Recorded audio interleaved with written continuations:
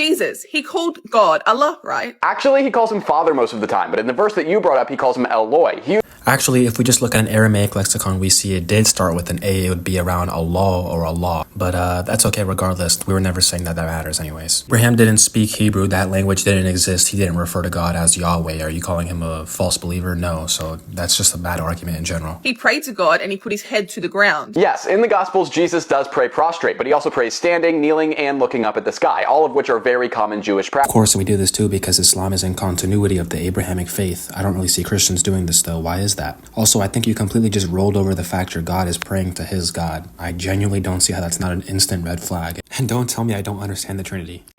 He fasted 40 days. Yes, he did, and so did Moses and Elijah. And so did the Prophet Muhammad, on whom be peace, and so do all Muslims. And don't say, well, oh, they fasted but they never drank water or ate. Moses is a regular human being. He obviously didn't not drink water for 40 days. He would have died. The scribes are just over-exalting Moses here. Once again, we do this because we're in continuity. I don't see Christians doing this though. If Jesus ate pork or if he didn't, but he does say in Mark 7:18-19 that we can eat whatever we want so long as it's in moderation. Literally not even close to what the text says, nor what Jesus is alluding to in its historical context. He's a highly observant, Torah-abiding Jew who is countering the literalist and burdening-giving Pharisees. So he's refuting their cultural claim that eating a sinful food defiles the actual person's body and heart. Jesus is refuting that, saying it doesn't defile their heart, it's just not lawful to eat it, as we clearly see him state in Matthew 23:1-3, where he tells his followers to follow the law. So no.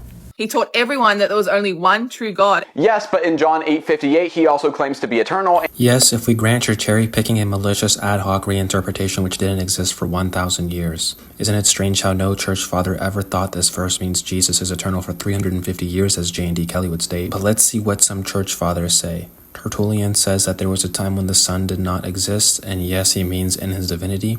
Theophilus says that the Word was first inside of the Father and God the Father was alone. Then he takes him out of his bowels and emitted him as an external being. To be an eternal being means that to claim that Jesus always externally existed as his own divine being eternally, which the early church fathers clearly do not believe. Justin Martyr in 150 AD says Jesus is begotten by the divine will. Athanasius at Nicaea in Constantinople declares that language as an Arian heresy. On top of that, Justin Martyr says that God alone is unbegotten and incorruptible. Everything else, i.e. begotten things, i.e. Jesus, is created and corruptible. Tell me, is Jesus the eternal being created? That's weird. It's almost like he simply does not believe Jesus is eternal. Also, I'm pretty sure I'm out of time, but Titus is a fake text, bruh. Please read Forged by Bart Ehrman. That book is fake, bruh.